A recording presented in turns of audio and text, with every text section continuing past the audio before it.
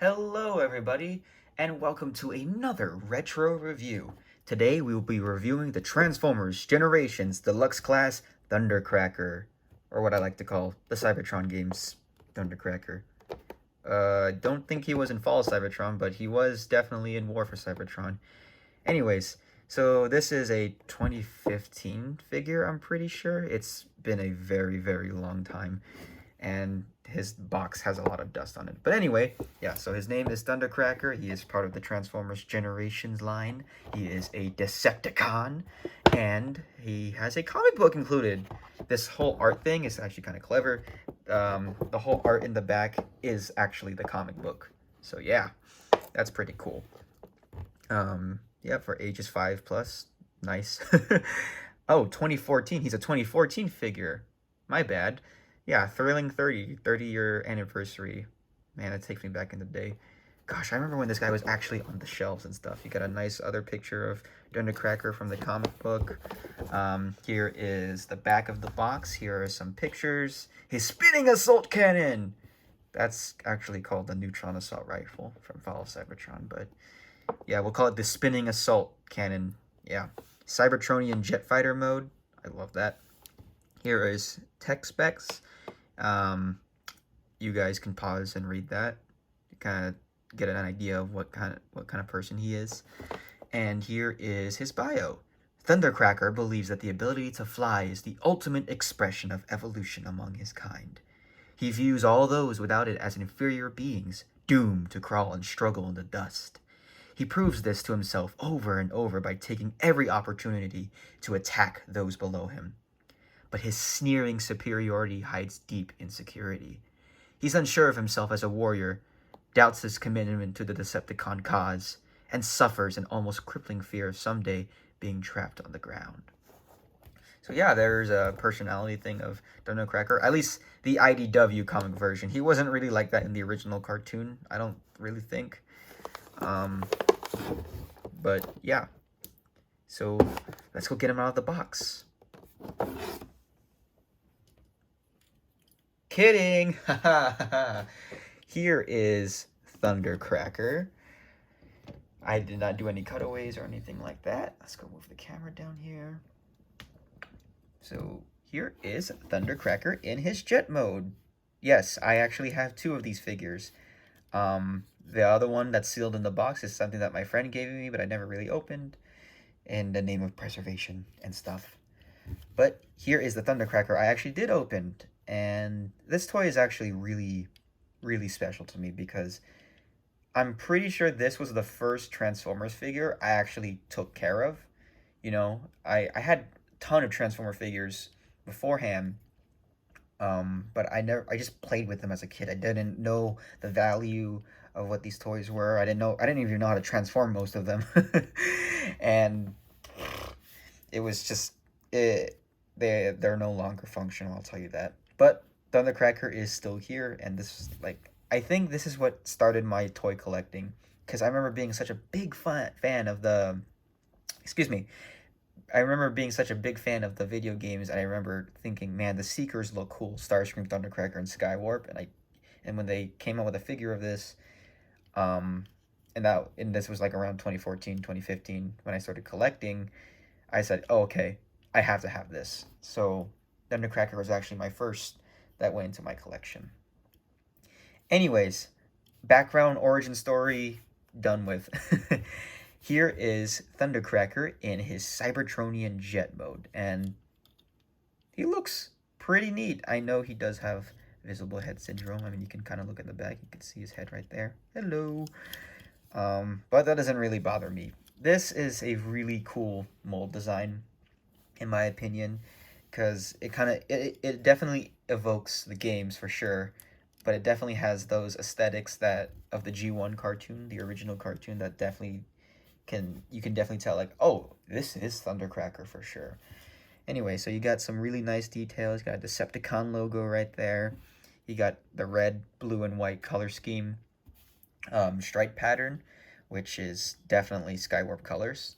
What I like about the Cybertron games is that you have these really cool glowy purple energon effects. Almost every Cybertronian design from that game has that kind of color scheme. With the Decepticons, it's purple. With the Autobots, it's red. So that's nice. Yeah, and I really like this jet mode. I don't really know what there is to say. I do kind of wonder why there is a cockpit, because on Cybertron there's no one driving these guys. They are driving themselves, but who knows. So let's go put Thundercracker down, and then here is the accessory that he comes with, the Neutron Assault Rifle, or the Spinning Assault Cannon, according to the box. These things can actually split apart, and they can become his like null ray things I'll show you later, or like machine guns. But I like to combine them because in the game this is how they look like. It's like twin assault cannon, twin assault rifle cannons just shooting. And I remember this is like my favorite weapon to use, I'm pretty sure. Anyway, so actually for storage on the vehicle mode, there are these ports right here, and you have this little post thing, and then you can just tab that in. It's a little bit of a tight fit, but that's okay. That's actually kind of a good thing, because that means my figure is still in a good shape. Kind of straighten them out a little bit. And yeah, that's what he looks like with his cannon sticking out, which is definitely not the worst of weapon storage. I've seen worse on other Transformer toys. But yeah, there's that. Go take those off. What I do know is that... sorry, Thundercracker. Whoops. I do know that there is actually a second way to store these weapons, and it's kind of really hard on my Thundercracker figure, because you can actually take off these fins, and you can basically plug the two cannons in on top. Kind of looks stupid, so I wouldn't really bother. I think on the Skywarp figure and the Starscream figure that I have, I'm able to take off the fins, but not with Thundercracker, because he's actually in good shape. Anyways, let's get down to transformation. So, I'm just gonna kind of do this out of order, and this is like the way I do it. So first, you want to go to the back over here and take out the legs, and it kind of just plugs into those little posts right there, and you got little ports over there. You got to flip his torso, this little mechanism right here, just flip it down, and then you're gonna get the nose cone and flip that down, fold that in, down and around, and then these arms are tabbed in together. You just want to split them apart, and then just pull them out gently, very gently. Pull the arms out like this, like that. You can see his head. Hi. And then I would just flip out his head like that. And then right here is going to be a step that most people kind of miss, I noticed with a lot of the reviews. So you would take that out, and then you see how there's a kind of like a screw thing right there, and you kind of just, let's go flip the head first. You just want to like push this inward, basically. And like I said, with Thundercracker, it's really tight, but basically, you see how that folded in? Yeah, so I basically have to do that. And it's really tight with Thundercracker, actually. And then you got this post right here, and it's got a little butt port. And then you just plug that in. And then fold his hands out. His arms are out. Sorry. Flip the wrists. Fold that out. Oh no, and yeah, definitely pop out his arm. It's actually on a mushroom joint, so you just kind of slide that back in if that happens. I'm not sure if that happened a lot with this figure. I do remember this happening to one of the Seekers that I had. You gonna fall off still? It's kind of, there you go. Like I said, surprisingly, he's got a lot of tough joints still. His legs are kind of finicky, though. You want to flip out the toe. Flip out the other toe. Right there. You want to just kind of push these things that the arms are attached to, and then just kind of push them in as much as you can. Some people like to do it that way. I like to flip the wings back. I think it gives some more depth, I think. And then just fold these shoulder pieces down. And here you have Thundercracker in his robot mode. And let me tell you, this figure looks so cool. I mean, there are definitely a few problems with it, but that's just mostly nitpicking, and I don't expect much from these toys. I don't expect masterpiece quality, all that kind of stuff, where there's no gappage and all that kind of stuff. But yeah, and this just brings me back all the way back to 2014 or 2015 whenever I got this guy. He looks so cool, especially with the light piping that they gave him. I don't know what they used, but this red looks so good. It looks so good with the lighting, any lighting, and it just glows. Ah, good job on you, Hasbro. So yeah, here he is from the side. Here he is from the back. Kind of see a lot of the screw stuff. And then, yeah, Thundercracker. Now for articulation, he definitely has a head swivel, do the transformation, so you can kind of go left and right. You can kind of go up and down, but it kind of looks a bit weird. So hands are on. The arms can do a full 360 technically, but since the wings are in the back, it kind of blocks him from able to do a 360. So you can you can do it like a beach pose. And then his arms, I don't know what kind of joints these are, but these are really cool because these are kind of like ball joints, but they're not.